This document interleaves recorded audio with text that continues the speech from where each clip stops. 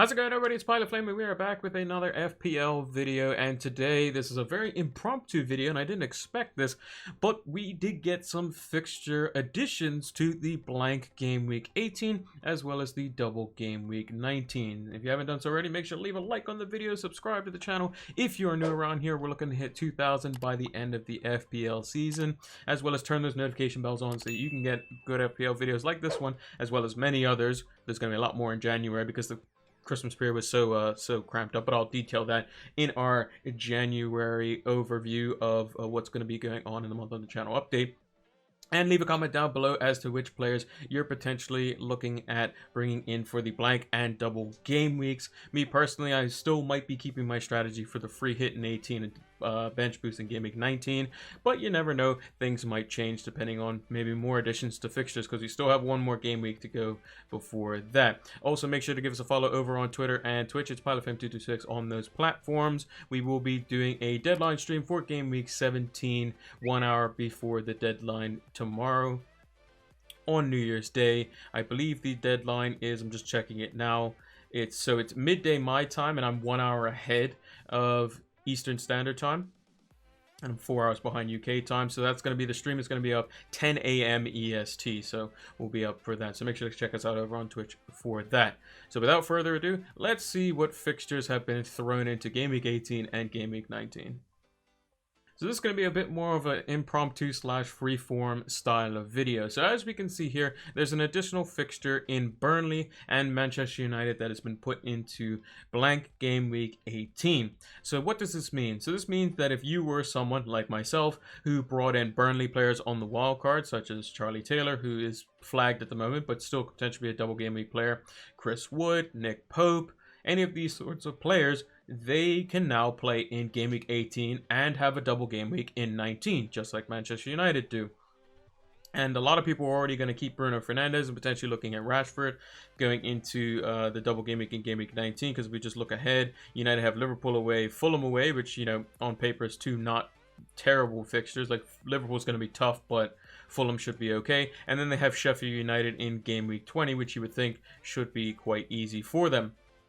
But getting back to the blank game week, a lot of people are now going to be looking at more United assets than what they normally would have. You would think Burnley don't typically score very many goals. Maybe the likes of Harry Maguire could be somebody who gets a goal off a set piece, maybe keeps a clean sheet. Marcus Rashford is someone who could potentially be involved in this game as well. I would think that he would be, assuming he's not, you know, injured of any kind. And I think he'll get his rest in the FA Cup fixture. And I think that this is good that they're getting this fixture done and out of the way with, because it makes the, you know, back half of the season less congested, as it were, not having to worry about this extra fixture having to be played.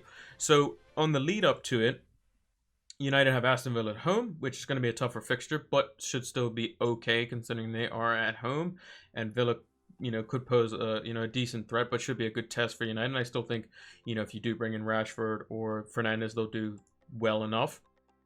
And then they have Burnley, obviously, in the blank game week. So if you are bringing in players for that, you can have them for a decent home fixture or an okay home fixture for the previous game week in game week 17. Now, what really is throwing a spanner in the works is that the double game week has also added another fixture, and that is Manchester City are scheduled to play Aston Villa. So this was the other fixture that was postponed at the beginning of the season in game week 1 due to the fact that Man City and Manchester United were two teams that basically got very far in Europe and would have needed an extra break in terms of a few extra days in order to, you know, take off, because they needed a certain amount of time for the players to recover. So those are the two fixtures that have been scheduled in.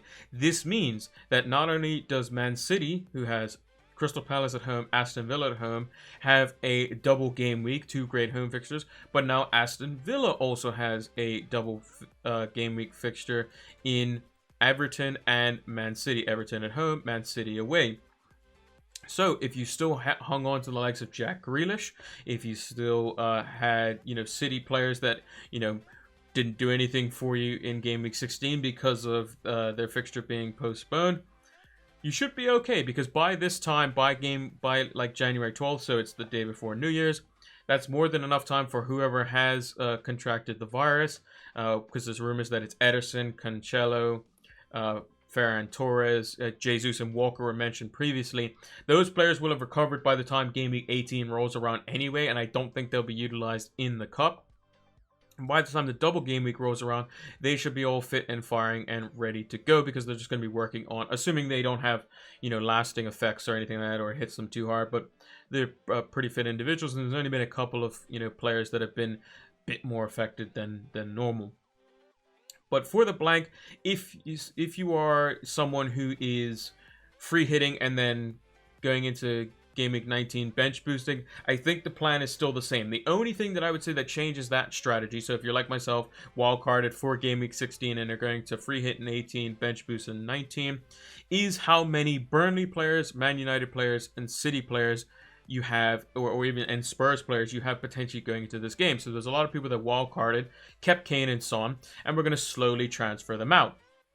Now, if you have a team, let's say hypothetically, you have Son, Kane, Bruno Fernandes, Nick Pope, Charlie Taylor, assuming he's fit, Chris Wood, maybe KDB, and a City defender or two. You're looking at 8, 9, 10 players, something like that, that you could potentially pretty much field a decent team. You probably expect City to beat Brighton quite handily.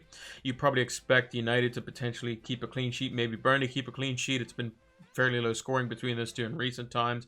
If you still have Calvert-Lewin, he obviously has a fixture in this game week, who would have blanked last week as well. Grealish, a lot of people have Martinez as well. He's now a double game week goalkeeper, although he is versus Everton and Manchester City, which aren't great, but he's still now a double game week goalkeeper. So if you hung on to him, he's another option. So you could be, a lot of people could be looking at, anywhere from 6 to 10 players. If you wanted to use your transfers to arrange that, because there are some people that went into this game week potentially with one transfer, almost more than likely. Not many people went in with 2 into game week 17. You could potentially bank that transfer, go into game week 18, the blank game week, with 2 free transfers, and potentially do a -4, maybe a -8. 4 transfers. If you had 7 players, you could potentially field a team of 11 given the correct amount of money. I'm certainly considering it because I have 3 Burnley players. Obviously, Charlie Taylor is injured or flagged at the moment and got taken off early. But if he is scheduled to play, because he's going to be a few weeks out potentially, I don't need to necessarily make that transfer this week. I could potentially go in with 9 to 10 players and save myself the free hit, which would be fantastic for me, because that's just one chip that I get to use further down the line, when I thought that the free hit was going to be pretty bad. Personally, it was going to be triple City. You were going to have Spurs players, but now might not even think about Spurs players based on their form, and may go on triple United, have triple Burnley, triple City, and maybe a player from Spurs, maybe one from Aston Villa. We'll see, and then go from there. But overall, I think it could, pretty much most people will probably still stay on the same track. The flip side of that is, if you weren't someone who used your wild card, used it earlier, and not in Game Week 16, and you were planning on free hitting in Game Week 19, this probably benefits you a lot more, because most likely you had City players, you probably still had Son and Kane, you probably have Fernandes, you probably have Salah, you probably have, the normal players in there. But if you have, the likes of Son and Kane, that's 2 players. If you have De Bruyne still in your team plus a Man City defender, that's another 2 players. That's 4. A lot of people have Martinez. That's 5. Grealish makes 6. Then you're looking at potentially you could bring in, potentially Rashford into your midfield. That makes 7. Calvert-Lewin makes 8. And then you're kind of looking from there, just a couple of extra players here and there, and then you pretty much have that sorted. And then in the free hit in Game Week 19, you have some teams that don't necessarily have that good a double game week that you were kind of just filling up on anyway. So like West Ham have a really good double game week, but do you necessarily want them longer term? I mean, they play Crystal Palace away, which is a decent enough fixture. They play Liverpool, which isn't great. Then they play Aston Villa, who it's probably not as good of a fixture as what it would have been. Then they play Fulham, so a bit of a mixed bag. So do you want to keep these cheaper owned players and potentially, go for a better like starting 11? Potentially something that you can go for there. If you're somebody who didn't have the wild card and you were going for the free hit and then the triple captain, maybe you might want to hang on to that triple captaincy, because is Man United and Burnley at home the best fixtures for Liverpool at the moment? given their form, basically. Not too sure on that one. But let's actually take a look at my current team at the moment, just to give you some kind of reference as to what I'm basically dealing with at the moment. So my initial plans was to basically get rid of Mane this week and bring him... Actually, let's switch to the transfer screen. My initial plans was to get rid of Mane this week and bring in Rashford as an example, because he has a home fixture. And I was going to like him in the double game week. I just thought that Newcastle away, probably a better fixture for him. And then in game week 19, it was going to be Pope out for Fabianski. So now that they've put the Burnley fixture in there, if I do Rashford to Mane, I have an extra person in the blank game week. So I'll have, let's say, if we assume that Taylor's fit, we have Pope, we have Taylor, we have Cancelo, who now has a blank fixture in the blank game week. We have Rashford, we have Fernandez, and we have Chris Woods. That's 1, 2, 3, 4, 5, 6 players if Taylor is fit. Let's go under the assumption that Taylor is not fit. So we have 5 players total: Wood, Rashford, Fernandez, Cancelo, and Pope. Now, there's many different ways that we can slice this. So I would have basically used my transfer in game week 17, or I could just keep Mane as well. That is also an alternative. And then go into game week 18 with 2 free transfers. So basically, effectively, I have 2 free transfers for game week 18. One option is someone who now has a single game week and a double game week. 2 of those fixtures could potentially be clean sheets versus Burnley and Fulham. Is someone like Harry Maguire, who is 5.4 million. Supposed to be a good threat from set pieces, and has been getting somewhat better in terms of form for over the past couple of game weeks. Still not fantastic, but is definitely someone who could potentially be nailed on. He's going to play both games almost certainly, assuming he's not injured, and is a threat from set pieces, and is probably the most reliable Man United basic defender. Apart from De Gea, who could still potentially get rotated as well. Let's not forget that. Marcus Rashford and Fernandes will be our other 3. So that's 3 players there. We have 2 Burnley players in there. So another player that we could also potentially get, if we wanted to, is we could bring in Kevin De Bruyne. We would need to alleviate funds for that. Now, how are we going to do that? It's a bit trickier because we have the slot for Rashford. So if we didn't want to go the Rashford route, we could go from Mane straight to De Bruyne. And then we could also get rid of Robertson to free up more funds as well. We could bring in Diaz, who we know is going to play. And then we could look to, change one of Justin or Kufal or somebody like that. Let's say it's Justin for, argument's sake. And we could bring in, I'll just put Lowton in as an example.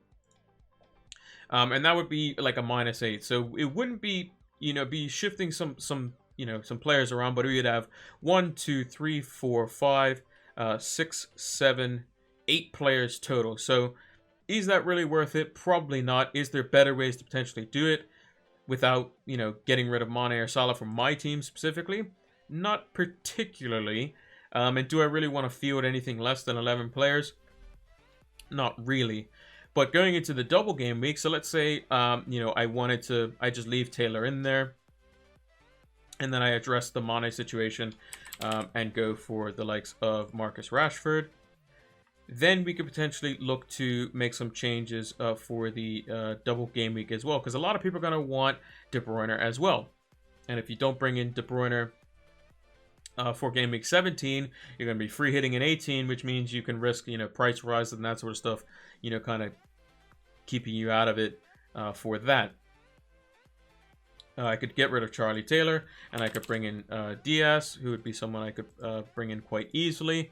And then I'm looking at 2 City defenders, but then I still have a situation where don't necessarily have the funds to go in midfield. So it's basically going to be Rashford or De Bruyne for me. I think in this instance, I'm going to have to go into that double game week with De Bruyne over Rashford. His stats are showing that he has, been doing, a lot better. And that's kind of the unfortunate thing there. I'm going to have to choose between those 2. United being my team, I kind of want to think about Rashford, but there's a lot of different things to potentially think about going into that game week. Now that City went from, they have a single game week, doesn't really matter too much, to you might want 3 City players going into this game week. And if I had slightly more players, I could potentially free hit that game week. You know, you could also still wildcard that game week as well, but then you don't have a chip altering, you know, strategy, as it were, like wildcard into bench boost later on in the season. So that's kind of the, you know, kind of the problem there. So I'm going to have to just basically consider players that are going to be now double game weekable. So I think Mane would be one player that would probably make way. You know, United versus Liverpool, as well as they play Burnley. They've not been in the best of form, although Mane has scored in the last couple of games. And I would probably bring in De Bruyne, who would be a straight swap, who was somebody I was going to bring in Game Week 20 anyway. This is just going to be brought basically one transfer forward. And then my other free transfer would, like I said, would have been Fabianski in Game Week 19. So that means I would have to bring in De Bruyne probably this week versus Chelsea, which is not the most ideal situation, considering I think I would like Mane, unless I just bring De Bruyne in for a hit the following week, because I still might have to deal with Charlie Taylor being out. And then the thing that makes it real easy is that then I can bring in Diaz, and then I have Triple City for exact money. So I think the player that's probably likely to go up because of the recent news is probably De Bruyne, but I'll have to monitor the kind of the prices and that sort of stuff. But then I'll go into the game week with 15, you know, double game week players. Are they the most optimal? I would say probably from a City standpoint, yes. From a Liverpool standpoint, probably the two best options. Maybe you could say Trent. Would I have liked Rashford for this double game week as well? Probably. But unfortunately, the funds just don't really work out. Could I potentially downgrade Robertson and get somebody else in there? Not likely. I would have to get rid of a couple other people, which would be for hit, and you're getting rid of a double game week player for hit isn't ideal. But if we were to exercise that option, let's say we were to bring in Lowton as an example, just someone who's relatively cheap, 2.8 million. If I got rid of Rafinha as an example, I'm still off by a little bit. I could still potentially go for another United player who, you know, is still potentially risk to rotation, but I think he's just slightly too expensive in Martial. And yes, I would be 0.2 off. Peters would make him 0.1 off if I were to get Peters instead of Lowton.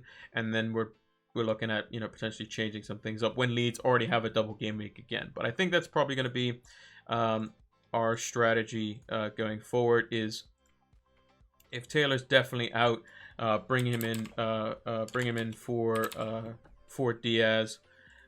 Get rid of Pope as well, so I can do the change for Diaz and De Bruyne this week. Take the -4 and just deal with it. And just Mane is going to play versus Southampton. Liverpool haven't been in good form, but typically they do decently well versus Southampton. But De Bruyne always seems to like doing well versus Chelsea, and he's, you know, got a little bit of a rest, so he might do well this week. But I'll have to check the prices for those going up and down. But yeah, that's going to do it for this one. And make sure to leave a like on the video. Make sure to subscribe to the channel if you are new. And make sure to turn those notification bells on so that you can get the content as soon as it is readily available. Also, give us a follow over on Twitter and Twitch. It's PilotFlame226 on those platforms. We will be live tomorrow for the deadline stream. We're going to be live 10 a.m. EST. That's 1 hour before the Game Week 17 deadline. And maybe we have some more news as for the other fixtures, because those could potentially still be put into